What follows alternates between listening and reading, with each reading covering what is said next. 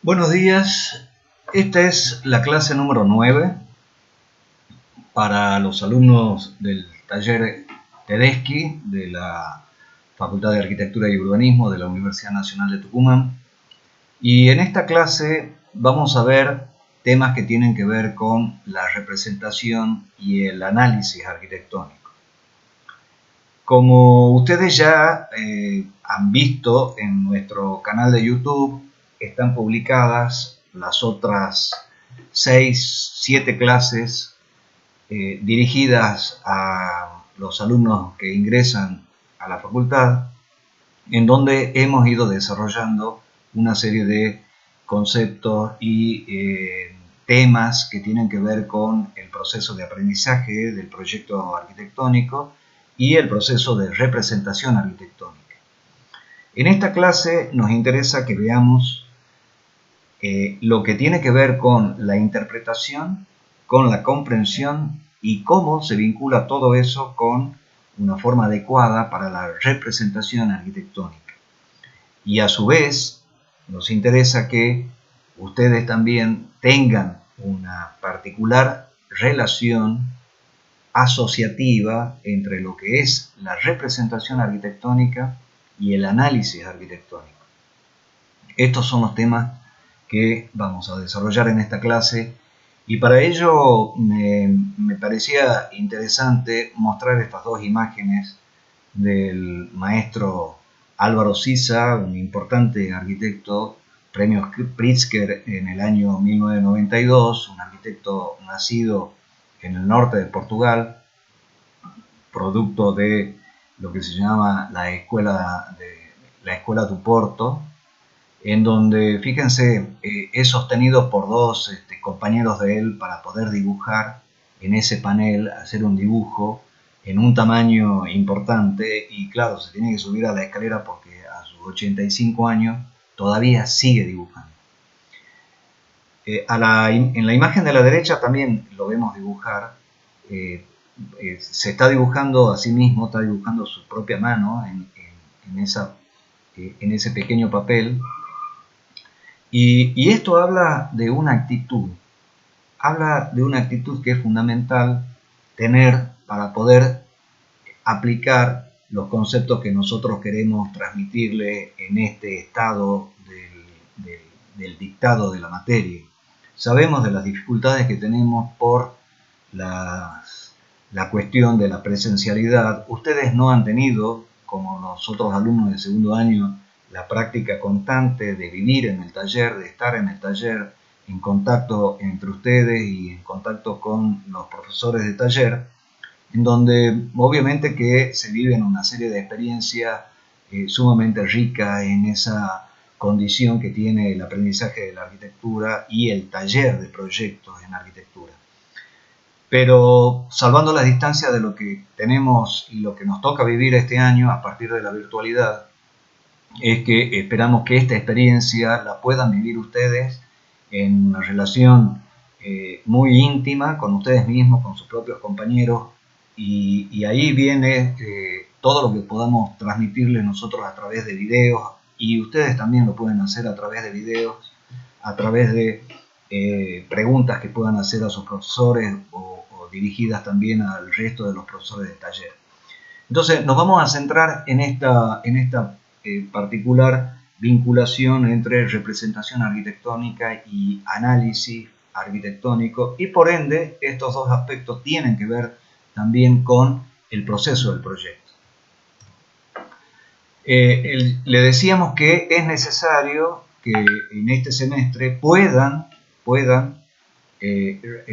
volver a ver las clases que nosotros hemos preparado para ustedes y que ya están subidas a YouTube.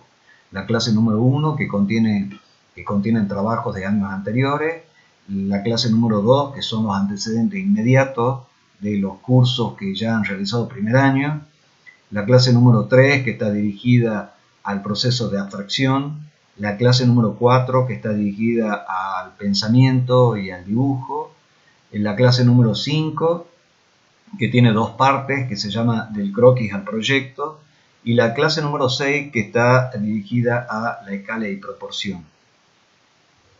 Esta clase la clase número, en realidad falta la clase número 8, que tiene que ver con cualidades de la ciudad, y esta clase, como les decía, va a estar enfocada a las cuestiones de la representación.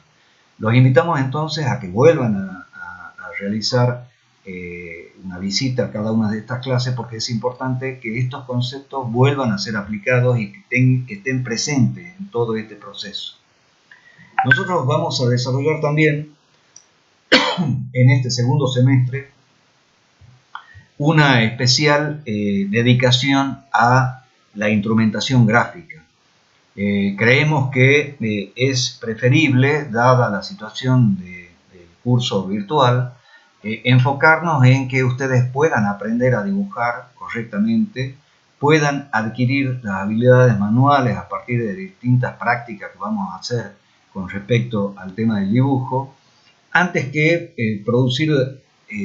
realizar un pequeño proyecto como lo veníamos haciendo los años anteriores. Entonces, para esta particular característica que va a tener este semestre, hemos seleccionado estas lecturas que son muy interesantes para que ustedes tengan como apoyo. Una está dirigida a la opinión de un estudiante sobre dibujos a mano o dibujos digitales, que hoy está muy presente en la formación de todas las facultades de arquitectura, hasta dónde se llega al dibujo a mano, a cómo comienza la representación digital. Entonces, ese artículo está dirigido a dirimir esa cuestión, que se la trata como una cuestión de profunda división, y nosotros creemos que tiene que ser un proceso de mucha síntesis entre el dibujo a mano y el dibujo digital, de mucha vinculación entre las dos características. Luego está el artículo de cómo dibujar la casa de Aldo van Eyck. Aldo van Eyck es un arquitecto holandés, y ese artículo se refiere a cómo dibujar una casa y cómo dibujar la casa en especial de un arquitecto que vivió durante muchos años en esa vivienda. Y luego el tercer artículo que vamos a ver es sobre las visualizaciones como herramienta narrativa en la arquitectura, que es muy importante analizar los esquemas gráficos, porque esto es algo que creo que hay que meditarlo y hay que asumirlo. Los métodos gráficos no solo son métodos gráficos en sí. Los métodos gráficos nos dan una pauta de cómo está funcionando nuestros esquemas mentales sobre un determinado tema. Los métodos gráficos son una manera de organizar la información. Los métodos gráficos nos dan las herramientas para enriquecer el proceso proyectual. Por eso es que esta parte de esta publicación la vamos a comentar y vamos a ver distintos ejemplos que tienen que ver con estas visualizaciones. Las visualizaciones como herramienta narrativa en arquitectura. Un título muy sugerente, muy interesante. De paso también les quiero comentar que estos artículos están publicados en el sitio Plataforma Arquitectura. Yo armé una carpeta como visitante con mi correo electrónico del taller Tedeschi. Ustedes pueden armar también su propia carpeta, carpetas en realidad en plural, donde pueden ir armando los ejemplos que quieran seleccionar, que tengan que ver con vivienda o las obras de arquitectos importantes o los temas que quieran desarrollar. Se va armando un archivo personal en donde pueden ir generando su propia biblioteca. Un repaso sobre lo que nosotros asignamos al dibujo, la importancia que nosotros le asignamos al dibujo y a la representación gráfica. Guillermo Rux, que es un arquitecto, un dibujante, un artista plástico muy importante de la Argentina, dice: no creo mucho en las palabras, solo a través del dibujo voy reconociendo las cosas. Las formas me hablan, me transmiten una sensación y yo creo en esa sensación. Le he encontrado sentido a la vida a través del dibujo. Fíjense la profundidad de las palabras que tiene Guillermo Rux para hacernos ver de que hasta los objetos más sencillos que podemos tener en nuestra actividad, como puede ser este cepillo que él utiliza en sus trabajos de dibujo para limpiar su lugar de trabajo, ese cepillo, que debe tener 50 años, es dibujado por Rux. Es decir, el cepillo no es solamente un artefacto. El cepillo para Rux es parte de su propia existencia y merece ser dibujado. Y ahí está el dibujo del cepillo. Entonces es muy importante adquirir esa rutina, ese ejercicio diario, esa actividad permanente del dibujar. Se dibuja 1, 10, 100, miles de veces el mismo objeto, diferentes objetos, pero siempre hay que estar dibujando. ¿Por qué? Porque el dibujo es una forma de conocimiento. Es una conquista mental que solo nos pertenece a nosotros. Es una forma de hacer y de entender el mundo. Reconociendo el mundo que nos rodea, iremos construyendo nuestro propio lugar. Estas son las palabras de Guillermo Rux, que en esta entrevista que le hicieron en un periódico, que lo pueden seguir a través de internet, la pueden ustedes revisar a la entrevista completa, son los elementos que nosotros creemos firmemente. No creemos en aquellos que hablan de arquitectura, pero no son capaces de esquematizar una idea, de dibujar una idea esquemática.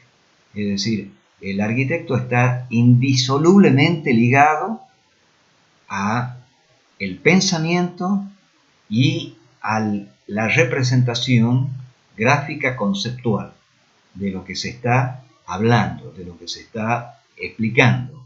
No podemos desligar estas cosas. Estos son los ejemplos que vamos a entregarles a ustedes en otro momento, donde lo vamos a colocar en una escala, pero son las pequeñas viviendas, pequeñas, sencillas e importantes viviendas que vamos a desarrollar. Se pueden agregar después otros ejemplos. Luego vamos a hacer mención a cada uno de estos ejemplos, a sus características, a su emplazamiento, pero queremos comentarles esta cuestión que tiene que ver con este segundo semestre de primer año. Entonces hemos explicado ahí en ese breve texto que vamos a realizar esta instrumentación conceptual de los elementos básicos de una vivienda mínima. Ustedes deberán transferir la documentación del ejemplo aportado por la cátedra y realizar la comprensión e interpretación de la representación gráfica de plantas, frentes, cortes y maquetas. Luego de la representación se aplicarán las variables de Richard Meyer, que ustedes también ya las tienen desarrolladas en otra clase de primer año, para valorar y comprender el análisis del ejemplo con la posterior ejercitación proyectual de modificación de una parte de ese proyecto previamente sometido a la crítica del alumno. Esas van a ser las últimas semanas en que le vamos a dedicar una etapa para que ustedes puedan establecer una crítica del proyecto y una posible modificación a juicio de cada uno de ustedes. Pero en realidad lo que nos interesa es analizar la documentación gráfica de estos ejemplos y que sean capaces de tener y hacer una comparación de si esos objetos están bien representados, o hay que reforzarlos, o hay que modificarlos, o hay que cambiarlos en función de una mejor lectura de los elementos gráficos que se han utilizado en estos ejemplos. Pero también es importante que ustedes vean, como ya esta imagen corresponde a otra clase, en donde ya hemos explicado de que el proceso proyectual, que nosotros lo podemos sintetizar en este cuadro que está acá arriba, y ahora no nos vamos a demorar en la explicación de cómo es ese proceso, pero sí entender de que ese proceso tiene diferentes etapas y que cada una de estas etapas corresponde a un tipo de graficación determinado. Estos gráficos que ustedes están viendo acá corresponden a la etapa del partido arquitectónico, es decir, a la etapa de lo que le podemos llamar el inicio de ese proceso proyectual, en donde uno tiene una idea y esa idea va siendo transformada a partir del programa y esa idea se transforma en el partido arquitectónico, en donde hay también un concepto que ya se está desarrollando. Es decir, que fíjense que estos proyectos tienen una vinculación directa con la idea en la que han sido generados. De esta idea, de la Facultad de Psicología del arquitecto Roberto Frangella, de este croquis sintético, conceptual, se llega a esa idea de ese edificio que emerge con una síntesis entre una lomada al frente del río y el propio cauce del río. Esa idea de un edificio que se mimetiza con ese lugar, con ese entorno, con ese paisaje, aparece la idea y el concepto arquitectónico. O en la famosa torre observatorio de Erich Mendelsohn de 1924, en donde en innumerables croquis y dibujos fue trazando todos los posibles volúmenes que se podían dar a partir de una idea de laboratorio, y luego esa idea construida que se corresponde perfectamente con esos primeros croquis en el inicio del proceso proyectual. O este otro caso, el caso de Renzo Piano, en donde establece un stand en donde es rápidamente visualizado con este croquis esquemático de las distintas partes de ese stand, en donde está la zona esta de llegada, que es una estructura tensada, y luego van apareciendo los distintos sectores de ese stand y son esquematizados de esta forma con un eje de recorrido donde aparece el inicio y un eje final. Entonces, la representación gráfica nos sirve para contar una idea, nos sirve para establecer un diálogo en ese proceso proyectual en donde uno tiene que elaborar un pensamiento, en donde tiene que analizar una serie de antecedentes y a su vez tiene que ir graficando con esquemas, con diferentes tipos de dibujo, cómo va avanzando hasta poner el objeto arquitectónico en el punto de evolución a ese proceso de proyecto. En ese proceso de proyecto, obviamente que a medida que vamos adelantándonos en este camino proyectual, en este proceso proyectual, que es obviamente un proceso de ida y vuelta, siempre decimos esto, es un proceso que se va retroalimentando, va avanzando en círculos, eso es muy claro, pero quiero mostrarles en estos dibujos del arquitecto mexicano de Teodoro González de León, cómo a través de estos croquis, de estos esquemas, él va organizando las diferentes ideas de un proyecto. Fíjense, este es el resultado, la maqueta final de su proyecto, que es un hotel,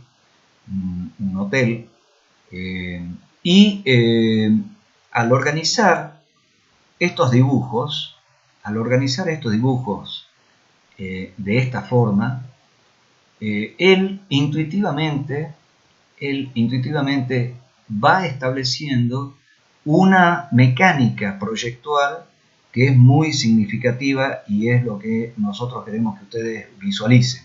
Fíjense, organiza estos tres dibujos en la misma línea, es decir que podemos establecer un eje horizontal en donde esta otra alternativa también tiene tres alternativas posibles en horizontal, y esta otra idea se organiza también en horizontal, quedando así conformado una serie de opciones y de alternativas que tienen diferentes características. En este caso hay una característica de elementos geométricos, en este caso es un elemento geométrico tensionado con otros elementos más cortos, fíjense cómo están estos dibujos. En este otro caso hay ángulos diferentes y acá va apareciendo otro elemento que se va a producir la cuarta fila, en donde ya aparece un sector de círculo, es decir, utilizando diferentes geometrías, diferentes proporciones, diferentes elementos del contexto. Cada uno de esos elementos significa que hay un pensamiento de cómo podrían ser los agrupamientos funcionales de ese hotel. Pero lo que me interesa remarcar es que a partir de este ordenamiento en horizontal y en vertical, se podría hacer una combinatoria, que es lo que nosotros le llamamos una caja de Zwicky, en donde ya también le explicamos en otra clase del taller, en donde nosotros podemos ir eligiendo las opciones posibles y al organizar estos dibujos de nuevo en una secuencia horizontal y vertical, la combinatoria de posibilidades es mucho más rica. En este otro caso no hay esa combinatoria y los dibujos van surgiendo conforme se va dando una intuición del arquitecto en remarcar formas, en remarcar ejes, en remarcar situaciones. Y al final uno no sabe si acá está dibujando una planta, un corte o un frente. ¿Por qué? Porque este es un diálogo consigo mismo. Es cuando el arquitecto está tratando de entender lo que debe proyectar. En este caso, obedece ya a un pensamiento mucho más racional, organizativo, que nos ayuda muchísimo más para la creatividad arquitectónica. Dos ejemplos muy interesantes para reflexionar hasta qué punto la representación gráfica no es solamente representación gráfica, sino que es una forma de pensamiento tal cual lo veníamos sosteniendo y lo habíamos comentado con los postulados de Guillermo Rux. Una forma de conocimiento. En este caso les voy a mostrar un dibujo que fui haciendo en uno de los proyectos de una vivienda que no debía ser mayor a 100 metros cuadrados. Este fue un concurso que se organizó hace unos años y que tenía que también hacerse con un sistema constructivo en seco. Entonces, lo que primero pensé fue, tenemos que organizar dos sectores, el sector social y el sector de servicio, tenía que ser un cuadrado, pero además ese sector social y ese sector de servicio tenía que estar muy bien vinculado con la llegada a la vivienda. Y la llegada a la vivienda se hace a través de las cocheras para dos vehículos que están acá con un acceso de servicio por este lado. Acá tiene que haber un mueble divisorio entre lo que sería la cocina y el área social, conformada obviamente por el comedor, por el estar. Esta parte también podría funcionar como la mesada del comedor y dejar toda la zona social para sillones y muebles y demás. Y a su vez también la zona social tenía que estar muy bien vinculada con lo que yo le llamo el espacio asador, parrilla, piscina, ¿no? Para mí debe ser un espacio muy identificado para permitir que se pueda hacer algo al fuego y disfrutar también de un espejo de agua que debe estar muy también vinculado al área social. Por lo tanto, esta galería es prácticamente una pérgola, no galería, es una pérgola que puede estar tensada y que puede estar protegida con algún dispositivo de cables o metálicos. Y el otro sector es el sector del ingreso. El sector del ingreso es sumamente importante porque nos permite, obviamente, acceder desde el sector de las cocheras, salir e ingresar a la vivienda por un hall conector que tiene que servir como la posibilidad de un crecimiento también en altura de la vivienda, donde uno pueda colocar una escalera, un espacio. Ese espacio es un espacio en doble altura desde el inicio, así fue pensado en este caso, colocando luego una escalera liviana, poder crecer sobre la planta de los dormitorios que están en este sector. Estos serían los esquemas de baños y vestidores unidos a los dos dormitorios. Un dormitorio para los padres y el otro dormitorio para los hijos.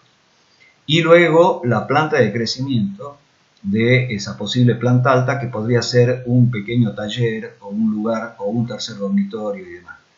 Este es el corte haciendo un corte significativo por el sector social, el corte, la línea de tierra y el otro corte transversal que sería en este otro sentido, en donde se ve cómo sería esa escalera, la doble altura y el crecimiento de la planta alta. Fíjense, este es un dibujo muy simple, muy sencillo, pero que uno lo va elaborando en base a una coordinación modular que, si ustedes la pueden ver, está en estas hojas cuadriculadas que yo utilizo para mis dibujos, dándole una escala determinada a lo que sería un metro, ¿no?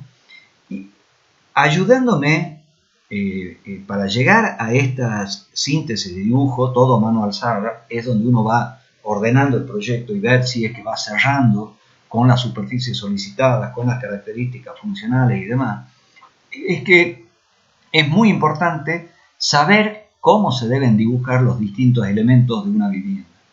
En este gráfico del arquitecto Abraken, que tiene todo un método proyectual a partir de la coordinación modular de una vivienda, si ustedes se fijan y se entrenan para dibujar una cama, una puerta, un espacio de estar, las medidas de la cama, cuánto es, que se la dibuje de memoria la proporción de la cama, la proporción de una mesa de comedor, la proporción que tiene un sanitario, un baño, un inodoro, un lavabo, la proporción que tiene una ducha. Todos estos elementos son los que nos permiten poder proyectar con solvencia en una determinada escala y saber cómo se deben representar estos objetos. No podemos proyectar como veo que hacen algunos alumnos, sin dibujar el equipamiento. El equipamiento es fundamental para poder proyectar. Es más, yo tengo que pensar qué es lo que quiero que tenga ese espacio con el equipamiento y después definir los límites de ese espacio, es decir, al revés, ¿no? Entonces, acá obviamente están marcados esos límites y me tengo que adecuar a esos límites que van variando en medida, en función de las posibilidades y de la coordinación modular, pero que uno vaya adoptando. Pero en realidad también puedo hacer la secuencia inversa, es decir, pensar en cómo se debieran ordenar estos elementos que pertenecen a distintas funciones, y luego definir los límites, es decir, que los dos caminos son válidos. Otro esquema que también hicimos este año fue cuando dimos una clase para segundo año sobre las viviendas en Pésac, un conjunto de viviendas desarrollado por Le Corbusier en la década de los 20. Entonces tuvimos que empezar a estudiar cómo eran estos modelos de vivienda. Entonces, con estos gráficos son anteriores a esta etapa. Esta es una etapa proyectual, esta es una etapa de reconocimiento y de análisis arquitectónico, pero que ese análisis lo tengo que ir dibujando en relación a las características que tiene esa vivienda. Entonces, de los planos arquitectónicos paso al dibujo y marcando la proporción que tienen los diferentes espacios, cómo están organizados para poder entender el proyecto. Un proyecto no se entiende viendo solamente las imágenes, no se entiende contándolo. Un proyecto se entiende dibujándolo. Un proyecto se entiende dibujando las plantas, los frentes y las elevaciones. ¿Se dan cuenta? No es solamente contar el proyecto. Para aprender un proyecto hay que dibujar un proyecto. Esto es algo que les va a servir también para que puedan rendir y aprobar muchas otras materias de la facultad. Es decir, los exámenes nuestros de muchas materias tienen que ver también con la representación gráfica. Este es otro ejemplo que hemos ido analizando a través de la bibliografía que podíamos conseguir. No hay mucha bibliografía de este conjunto de vivienda, muy interesante, muy significativo, hecho en una época muy paradigmática de Le Corbusier, donde recién se organizaba como oficina de arquitectura, venía de una etapa de gran divulgador, de gran estudioso, de gran investigador. Investigador fue toda su vida, pero recién comenzaba con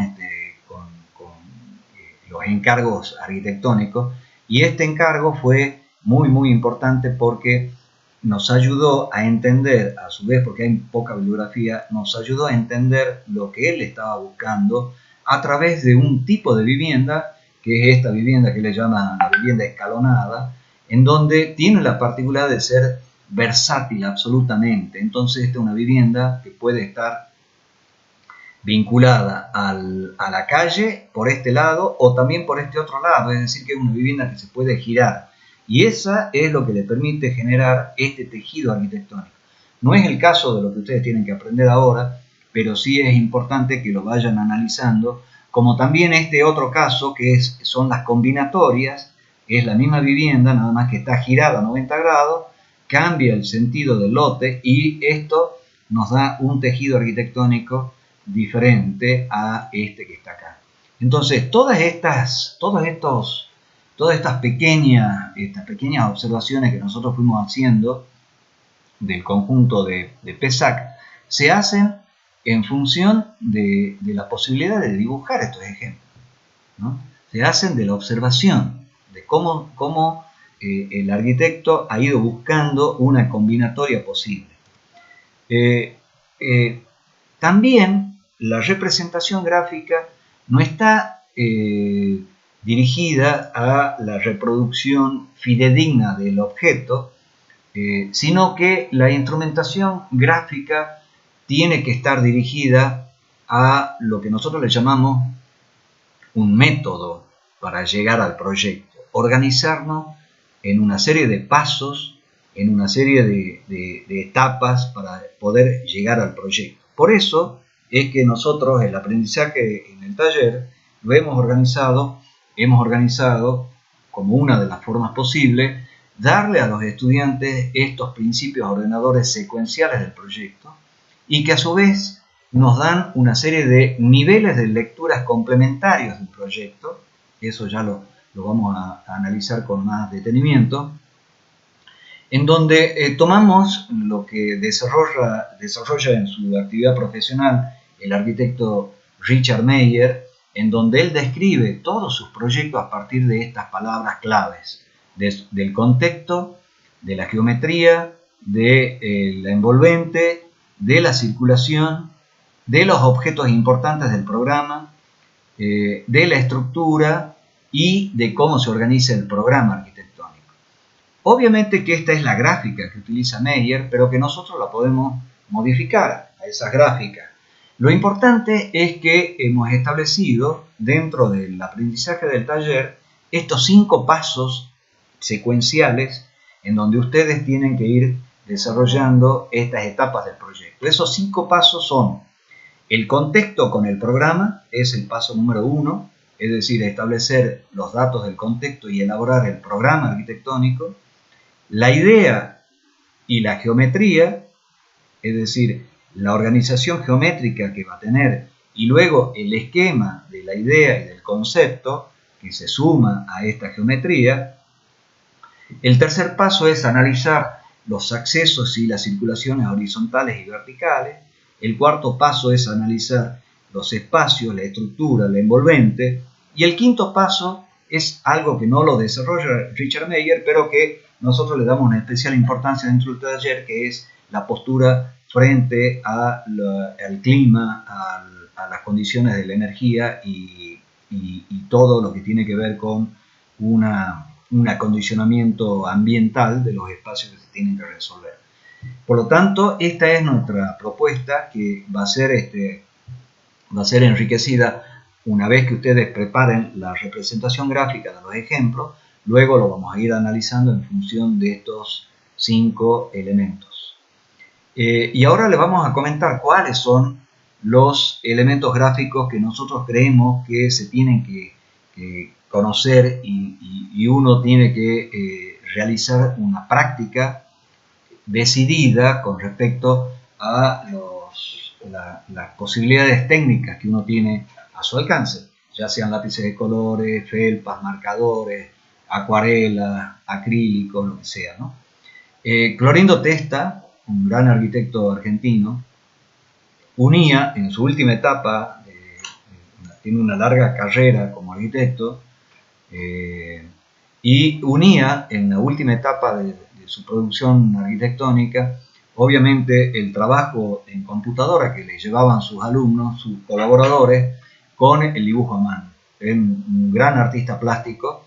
Entonces, esta fuerza que él le va poniendo a las masas de árboles, a los puntos fijos de escalera o de espacios significativos, a los distintos tipos de espacios, los espacios de circulación, los espacios de llegada, las diferentes características de esos espacios, le da a uno una composición arquitectónica, una vista absolutamente diferente de lo que es una planta arquitectónica.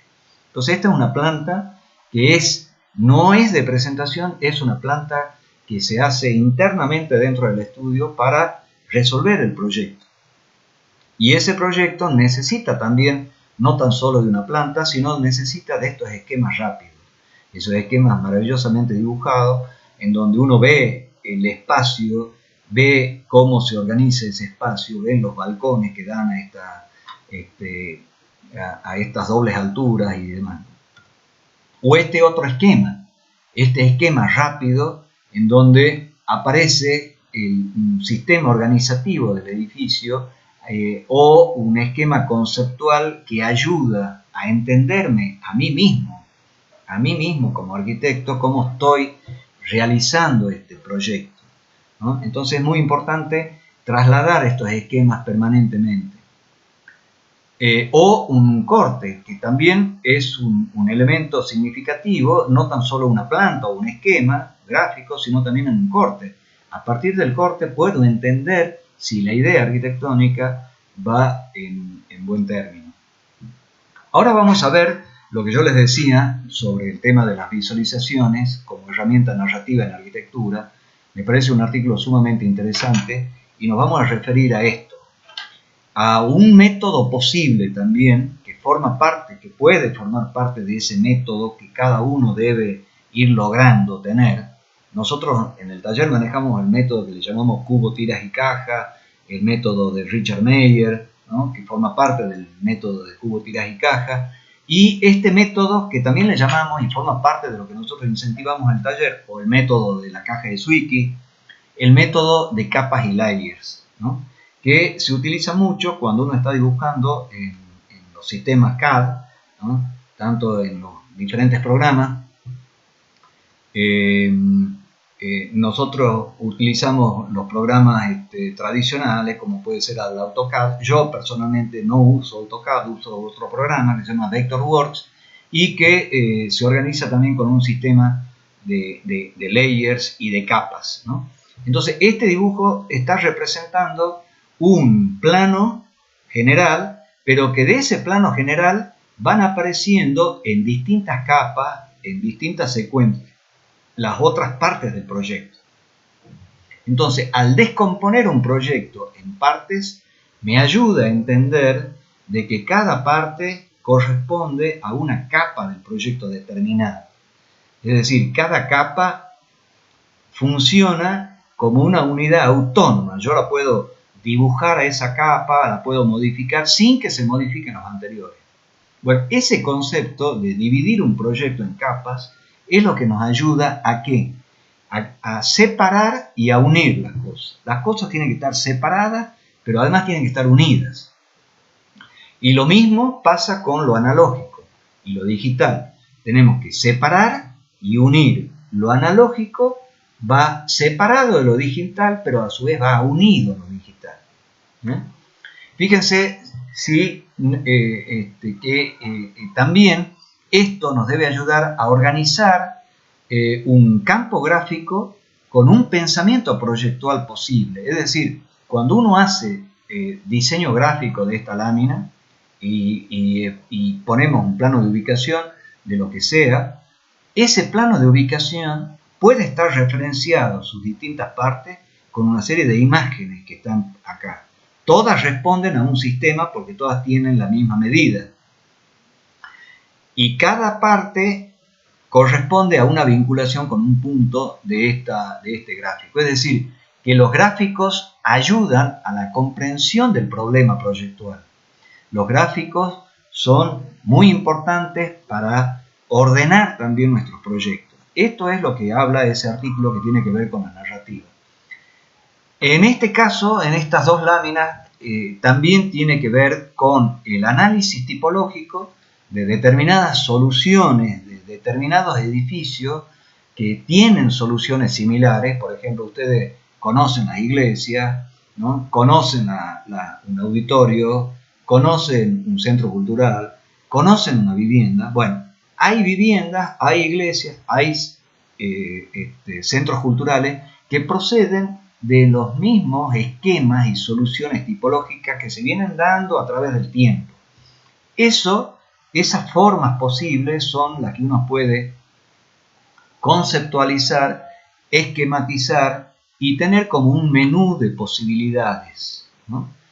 O también, a partir de una forma y a partir de la coordinación modular, a partir de la geometría, puedo ir modificando esa forma, introduciéndole modificaciones, introduciéndole planos, introduciéndole volúmenes, deformando ese espacio general ordenado inicial. Entonces, acá tenemos otro método que contribuye también, no sé si se podrá llamar un método, pero sí contribuye también a enriquecer lo anterior. Lo tipológico y lo morfológico constituye también un aspecto de estudio muy importante para desarrollar. Ahora también este gráfico nos ayuda a entender otra etapa también del proceso, porque el proceso se inicia no con elementos que nos entrega el cliente, sino con datos que nos entrega el cliente. El cliente quiere una serie de necesidades espaciales que muchas veces, ellos no saben identificar en metros cuadrados. Entonces, el arquitecto es el que tiene que visualizar el programa, visualizar el problema arquitectónico, eso es lo primero, visualizar el problema arquitectónico, y a partir de la investigación de ese problema arquitectónico, de la realidad en que está inserto ese problema, uno tiene que elaborar el programa arquitectónico. Y el programa arquitectónico, una parte de su respuesta pasa por lo cuantitativo y lo cualitativo. Dos aspectos del programa arquitectónico que están representados en esta imagen que les encontré en este ensayo sobre la narrativa de la arquitectura, y aparecen estos diagramas de barras con distintos colores que nosotros podemos asimilar a distintas etapas, distintas superficies que tiene el programa, y visualizar ya cuál es la más importante de todas, ¿no? Bueno, el análisis de esto en colores es lo que posibilita ir entendiendo el proyecto. Una vez que se pasa la etapa anterior de idea y demás, yo puedo ir contrastando los datos que me solicitaba el programa y con los que uno va resolviendo. Y esto, fíjense, va unido en las capas que íbamos hablando anteriormente, ¿no? Entonces yo puedo hacer el esquema de un nivel y luego sacar en capas los niveles que van por arriba de ese, o en el primer piso o en el segundo piso, y entender que las superficies solicitadas están de acuerdo al programa anterior. Entonces, estos son esquemas conceptuales, esquemas gráficos que nos ayudan a entender de una manera racional lo que estamos haciendo. Vamos a ver algunos ejemplos que tienen que ver también con este proceso de representación arquitectónica. Este es el caso del estudio de unos amigos de Plural Arquitectos, un estudio muy interesante que tenemos acá en nuestro medio. Y fíjense, este es el frente de la vivienda, pero el frente no está dibujado.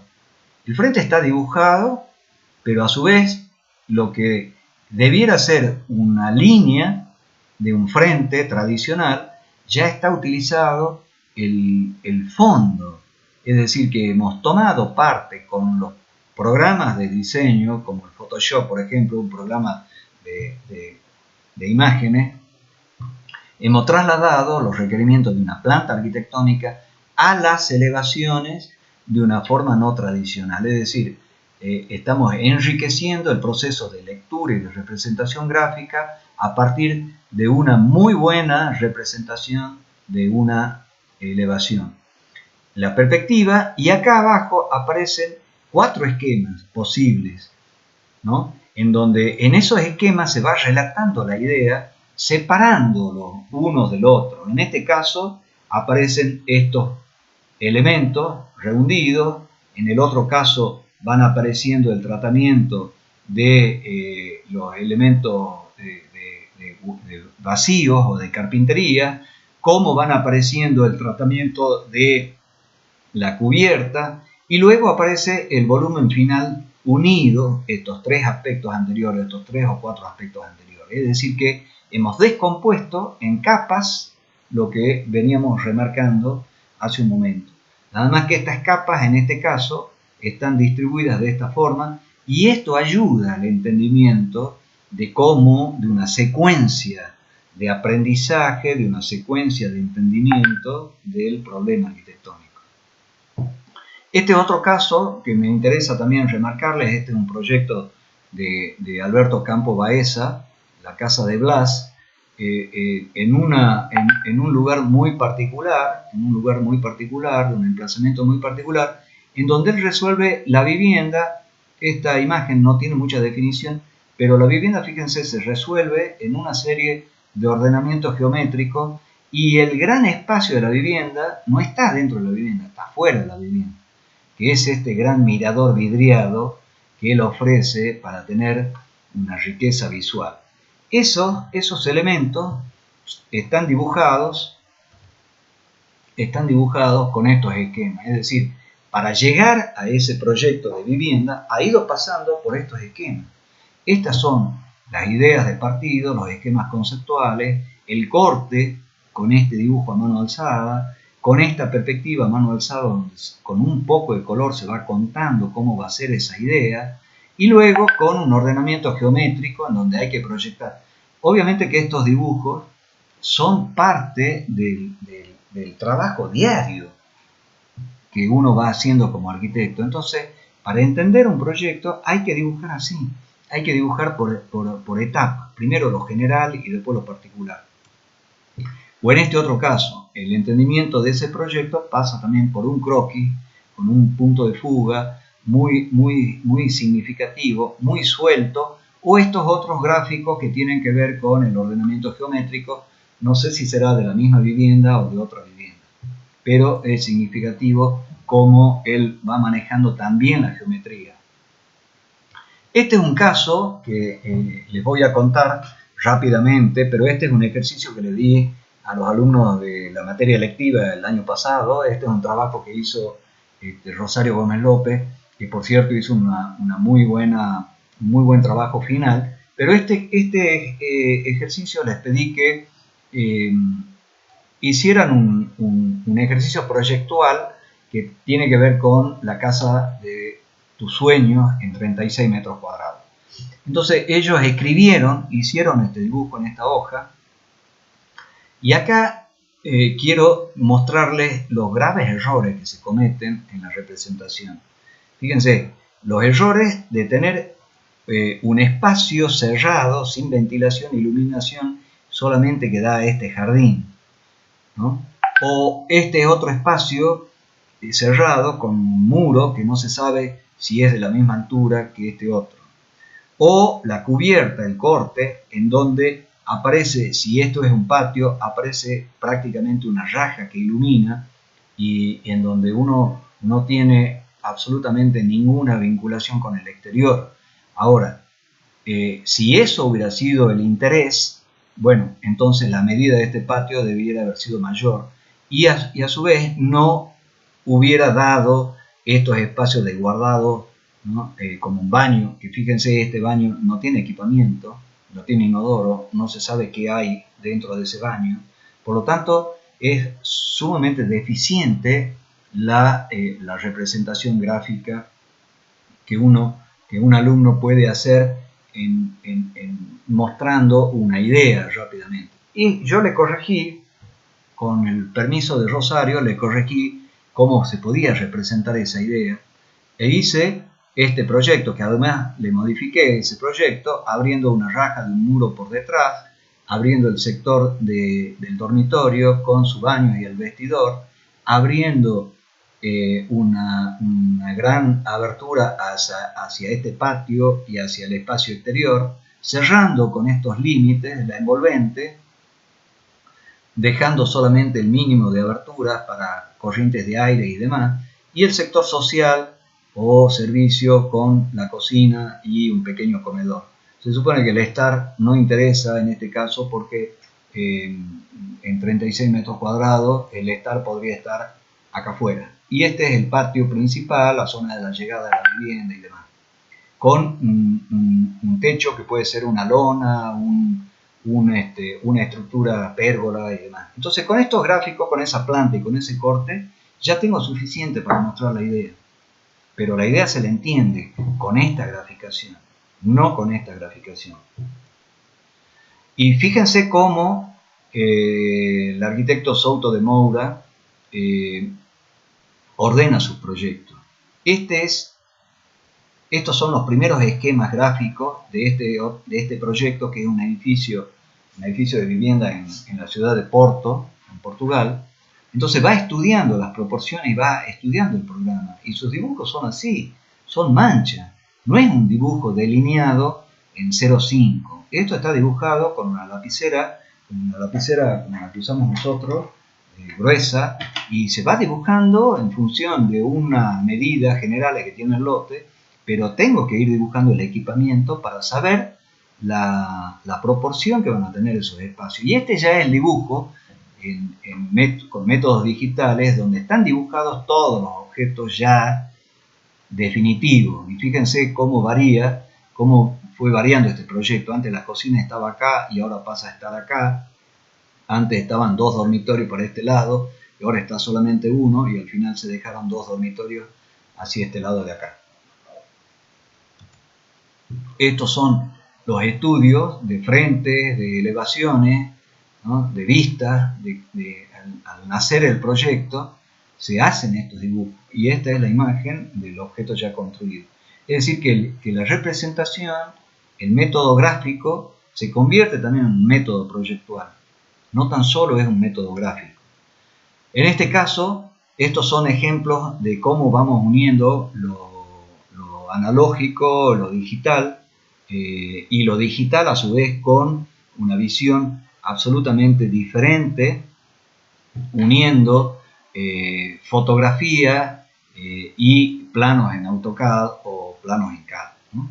Entonces aparece el despiece de todos los elementos de un corte arquitectónico, pero ese corte está directamente vinculado con la imagen al exterior. Entonces uno puede entender de una manera mucho más clara dónde estamos ubicados, por qué es importante esta terminación, por qué es importante esta buña cuando tenemos la referencia de esa imagen exterior. Es mucho más significativo, mucho más entendible la representación.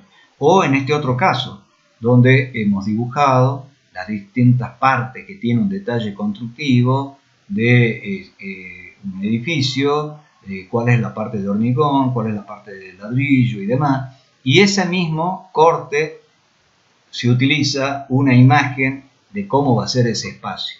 Entonces uno tiene un grado de entendimiento mucho mayor, y son las nuevas modalidades de ir uniendo fotografía, imagen, detalles constructivos. Fíjese ahora lo que dice este arquitecto sobre el tema del dibujo. Este es el arquitecto Norman Foster.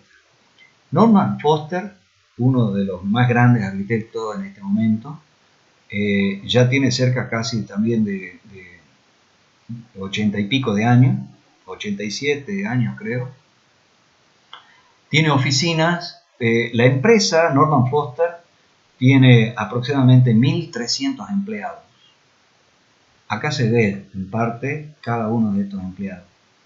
Ustedes debieran ser, o debieran tener una mira, un objetivo. Van a formar parte de Norman Foster Si quieren formar parte de Norman Foster, del estudio de Norman Foster, se tienen que educar en el lenguaje gráfico y en el lenguaje digital. Y la pregunta en esta entrevista, dice Norman Foster, la periodista le pregunta, ¿el dibujo para Norman Foster es la esencia de todo? Tengo suerte, para mí dibujar es algo que sucede de forma natural. Es tan natural como escribir. Por eso, si tengo cualquier libro, cualquier cuaderno, siempre se va a ver una mezcla de dibujo y de texto. Pero hay arquitectos en la historia que han creado magníficos edificios y que dibujaban mucho mejor que yo.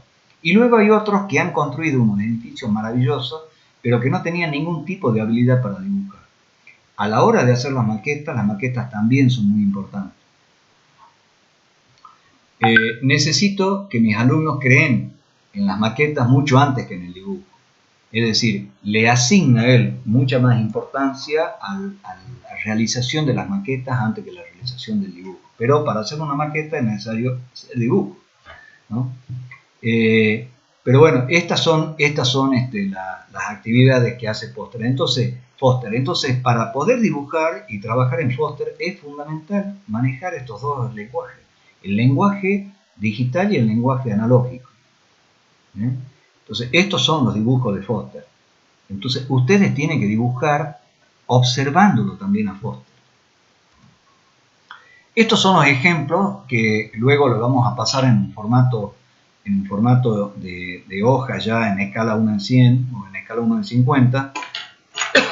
Esta es la casa, los pueden encontrar también en plataforma arquitectura, los pueden buscar como el nombre, pueden entrar por el nombre del arquitecto o por el nombre de la casa. Esta es la casa Lumiar, Carla Guasaba es la arquitecta. Son 2 paramentos, un local, dormitorio, un baño y una cocina y un espacio de estar.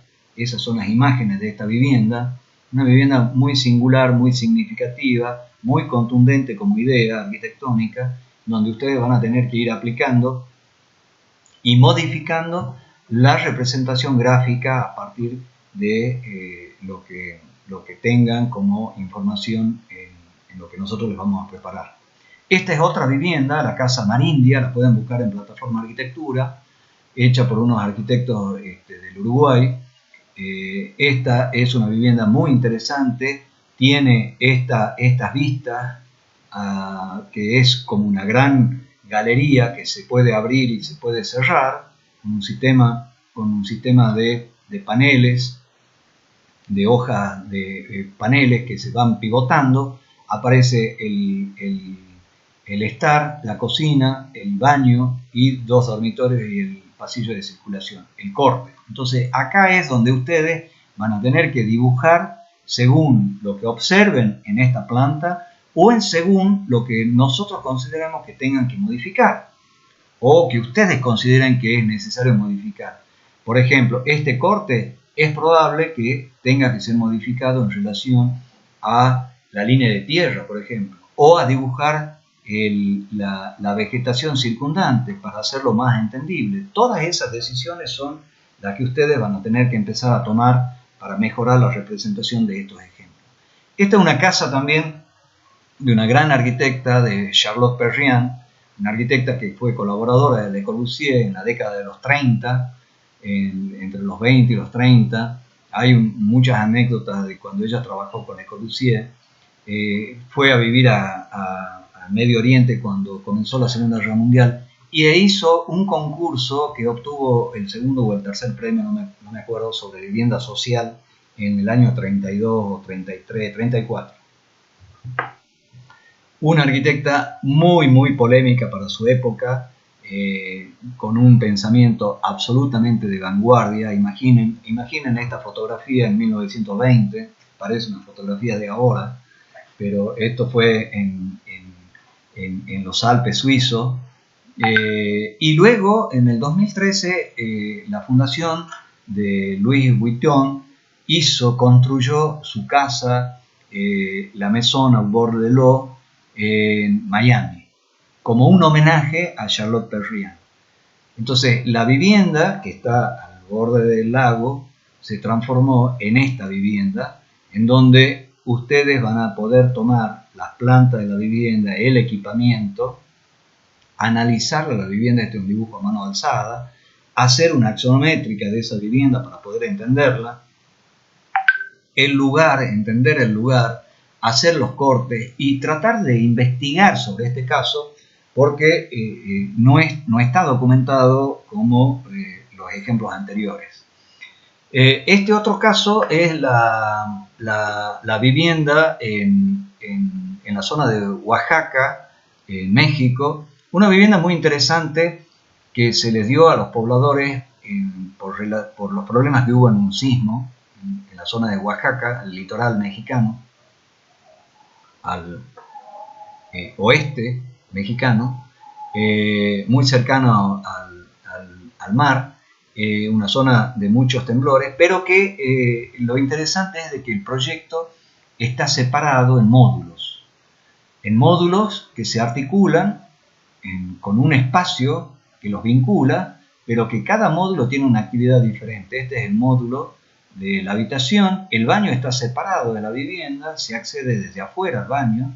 Este es el módulo sala de estar, el módulo cocina-comedor y este módulo de otro dormitorio. Entonces, la vivienda son 4 módulos desagregados, son 4 módulos separados, son 4 módulos diferentes. Este es el plano de conjunto, por eso es que me parece que hay toda una idea interesante, diferente de un grupo familiar que vive de lo que produce en el campo. Esta es una vivienda de tipo, más bien de tipo rural, pero que podría ser también de tipo urbano. Y lo interesante es que se puede construir por etapas, una independiente absolutamente de la otra. Y también es conveniente pensar que nuestros institutos de la vivienda en Tucumán han generado lo que ellos le llaman módulos habitacionales, que son módulos para que la gente pueda ampliar sus propias viviendas en diferentes localidades. Bueno, cuando esos módulos habitacionales no tienen el menor sentido por el proyecto, por la calidad de ese proyecto, por una postura formal, bueno, fíjense que con una situación similar de un proyecto muy pequeño, el resultado que se puede lograr, con una calidez, con una utilización de los materiales, con una muy buena distribución de las carpinterías que permiten que se abran, que permiten que se cierren, con muy buena posibilidad de protección también. Entonces, es cuestión de saber pensar los proyectos y tener una postura de buena calidad frente a ellos. Bueno, el otro artículo, ya terminando, el otro artículo tiene que ver con los 5 dibujos de Aldo Van Eyck, que es el arquitecto holandés, en donde dice lo siguiente en ese ensayo, extraído estos elementos. 5 dibujos. ¿Por qué 5 dibujos? El dibujo 1, que la casa no puede entenderse como un acontecimiento aislado en el tiempo. La casa forma parte de un conjunto en donde el arquitecto habita o que habita a otra gente y hay que conocerla cómo fue modificándose a lo largo de su vida. Que la casa está formada por un montaje de elementos individuales conectados. Cada uno de esos elementos conectados pueden ser el centro de la casa y por lo tanto el lugar donde se puede iniciar el análisis. El equipamiento es parte de ese montaje de elementos individuales conectados. Por eso es que se le llama la casa, las cosas y los casos. El 3, que la casa está dentro de una construcción más antigua. Bueno, este fue el caso de Aldo Van Eyck, que vivía en una vivienda que ya tenía 200 años, una vivienda construida en el siglo XVIII, creo, ¿no? Que marca unas características muy particulares. Las casas que ustedes van a tener que dibujar son viviendas nuevas, son proyectos nuevos, que la arquitectura de la casa es el espacio vacío, que queda cargado de potencialidad. Es decir, entender de que lo importante de una vivienda no es lo que está construido, es lo que nos permite que se pueda vivir adentro, es la significancia, lo significativo que tiene el espacio, ¿no? Eso es lo más importante. Bueno, para terminar, hemos elaborado un instructivo para el trabajo del semestre que consta de 20 puntos para la representación de una vivienda. Es importante que ese instructivo están desglosados todos los pasos que ustedes tienen que dar, qué significa un corte, cómo, por dónde se comienza a dibujar un objeto arquitectónico, qué es la modulación, cuáles son las proporciones que debe tener el ejemplo, cómo se analiza la representación del equipamiento. Bueno, hemos escrito 20 puntos para la representación de una vivienda. No lo vamos a describir ahora, en este momento, lo vamos a dar como un instructivo para que ustedes lo lean y lo vayan a su vez conversando en las próximas clases con Pablo y con Ellen en los próximos encuentros. Así que eso es todo por hoy y esperamos también que nos hagan consultas o nos mandan un mail a la dirección del taller. Muchas gracias.